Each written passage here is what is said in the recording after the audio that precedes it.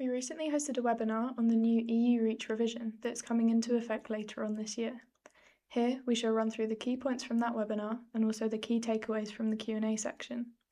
The EU REACH regulation will impose new formaldehyde emission limits in Europe on all formaldehyde emitting products, including wood-based panels.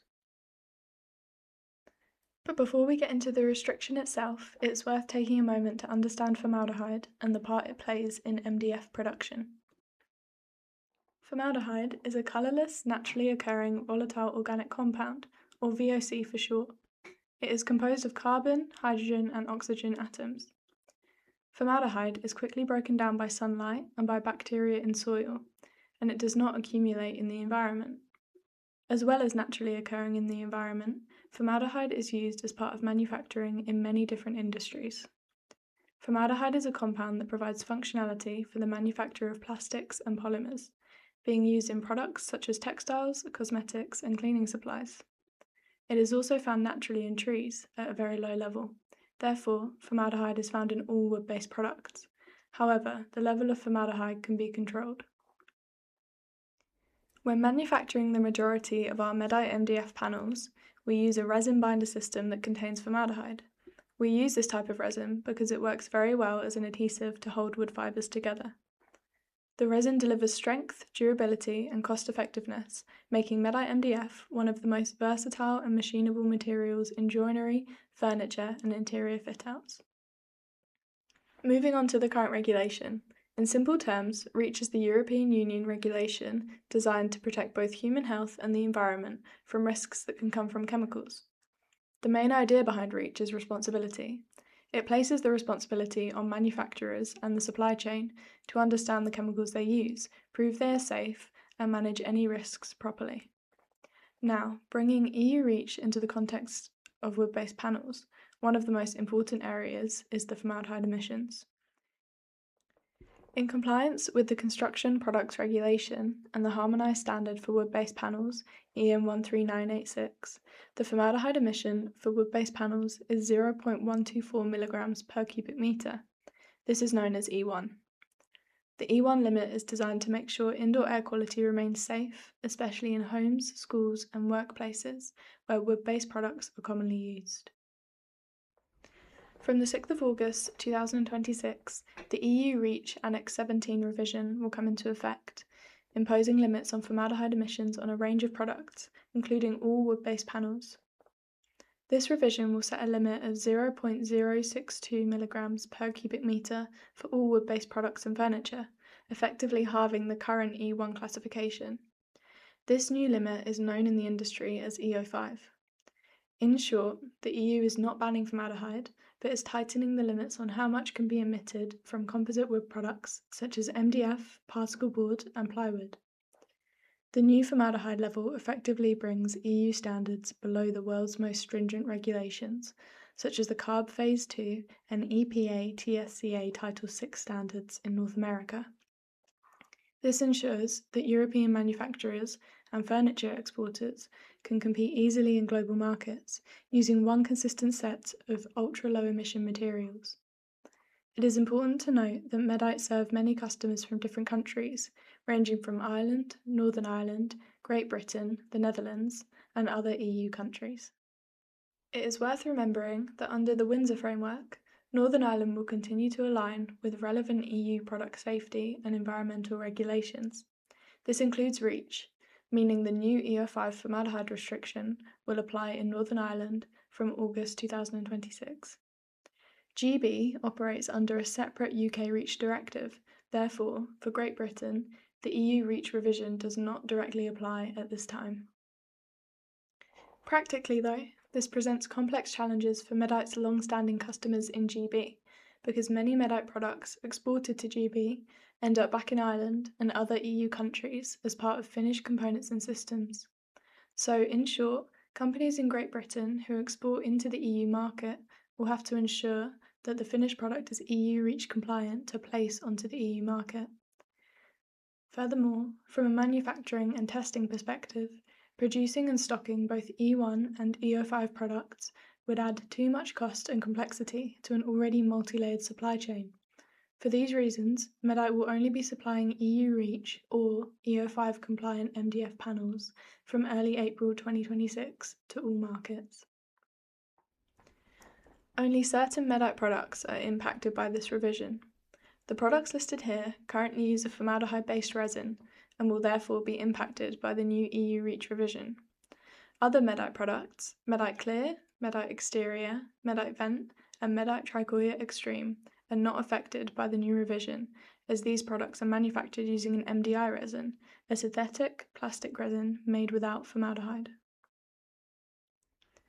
Over the past 3 years, the team at the MEDITE plant in Clonmel have worked tirelessly to ensure we are ready well ahead of the deadline in August. A big challenge for the industry and its manufacturers was how best to achieve compliance to formaldehyde limits with minimal impact to the process and to product quality. MEDITE leveraged its long-standing expertise in low emissions and no added formaldehyde products to meet E05 requirements without compromising product quality.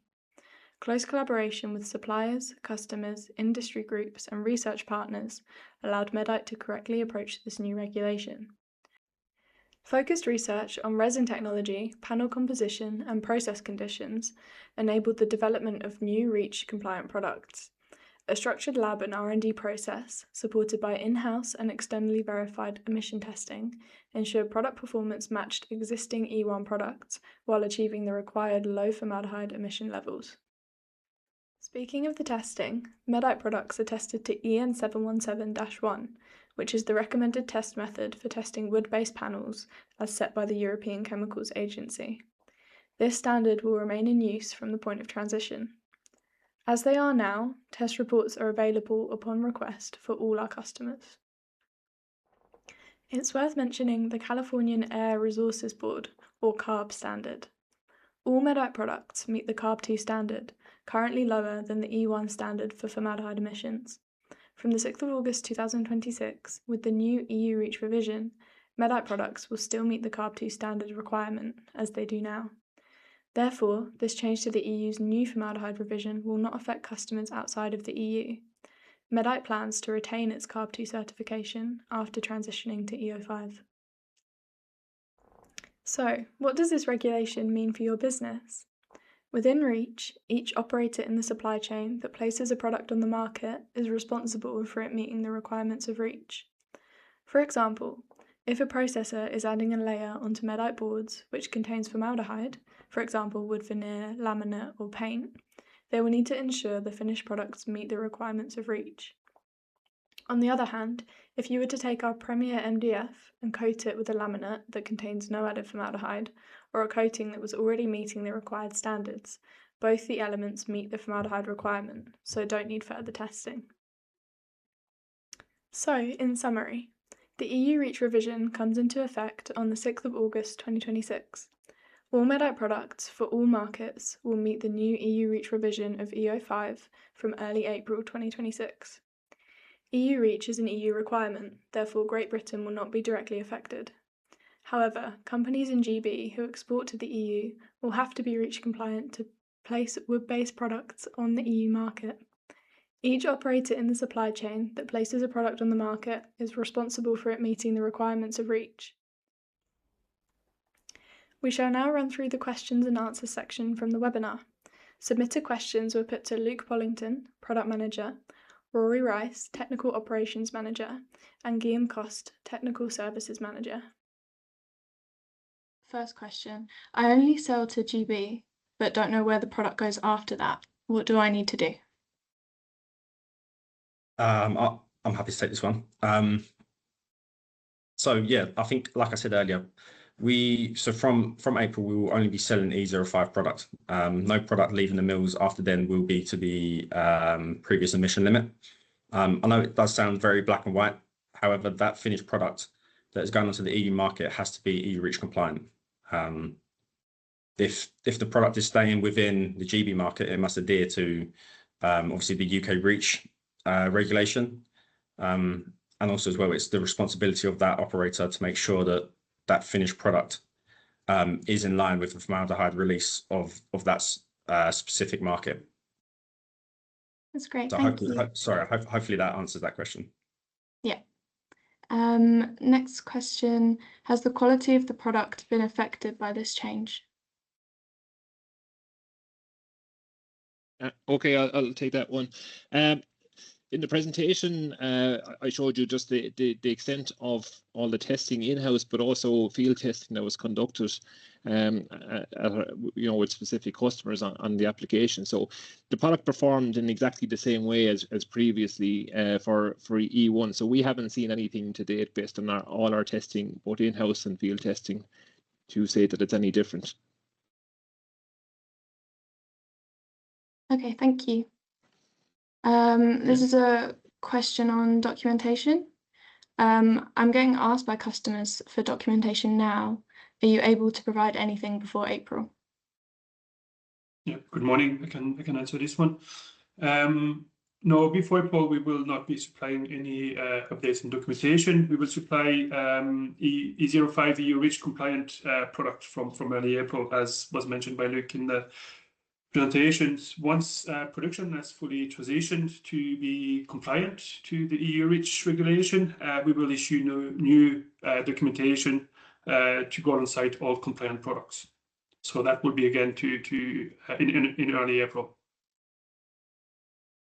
Okay, great. Thank you. One more here.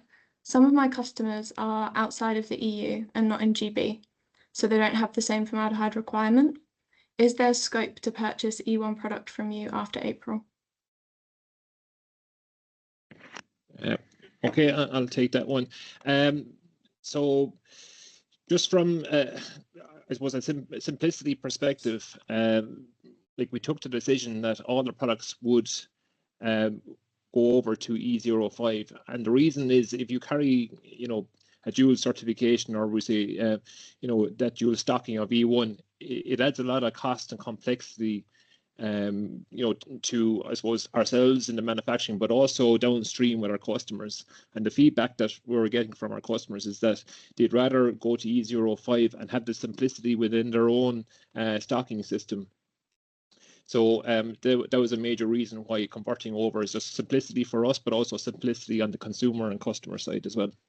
So no, we won't be providing E1 and E05 products going forward. Okay, thank you, Rory. What happens if the finished product does not meet EU REACH? Yeah. Okay, I can take this one. Yeah, so as mentioned by Luke in the webinar here, and the regulation is quite clear that it is the responsibility of every actor in the supply chain to ensure that the finished product or the product they supply is compliant to the regulation. And in terms of non-compliance, much in the same way that E1 was E1 classification that we were currently operating under was monitored by individual EU member states. This revision will work in the same way. Each member state appoints a competent authority that monitors and regulates the regulation in the markets. The competent authority may carry out market surveillance inspections and can lead to potential fines in terms of non-compliance, depending on the severity of the issue to non-compliance. Hope that answers this point. Yeah, that's great. Thank you. Thanks.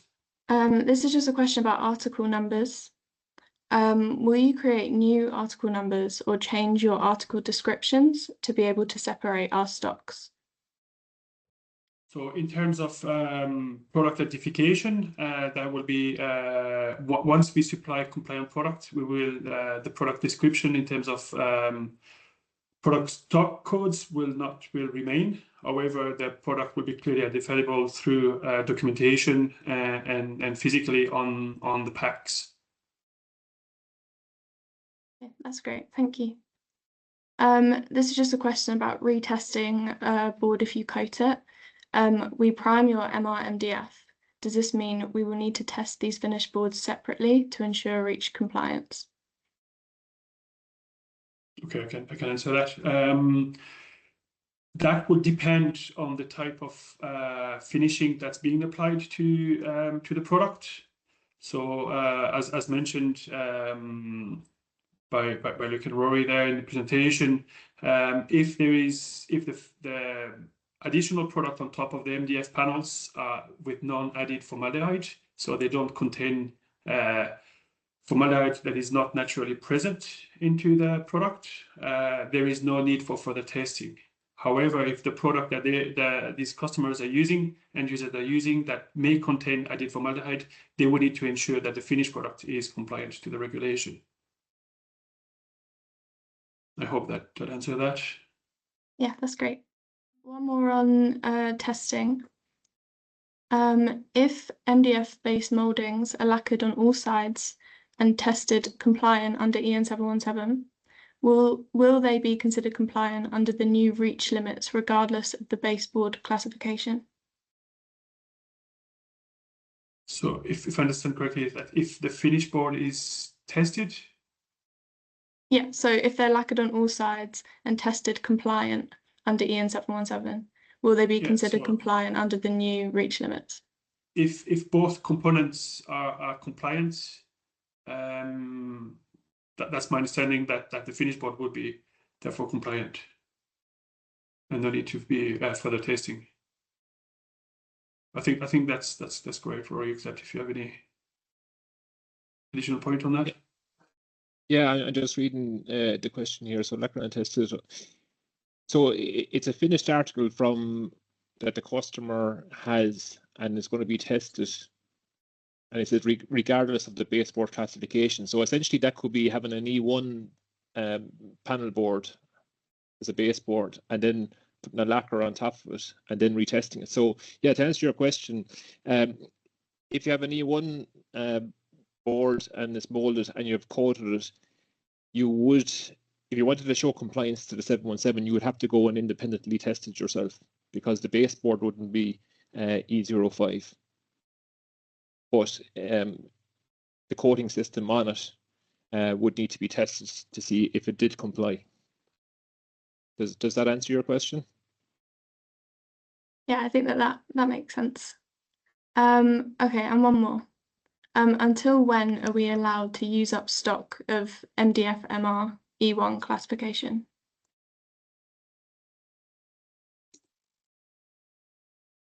Yeah, until what time can customers sell that? When are we allowed board? to use up stock? Until when?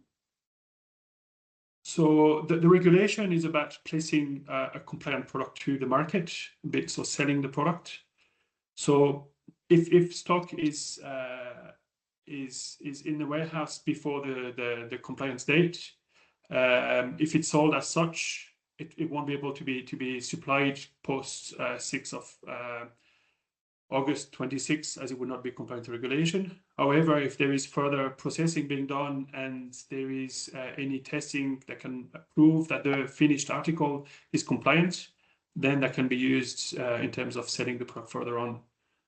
But that will be on the responsibility of the actor selling that product to ensure that it is compliant to the regulation. Okay, thank you. That's great. That's all the questions. Should you have any further questions, please contact us by emailing info@mdfosb.com.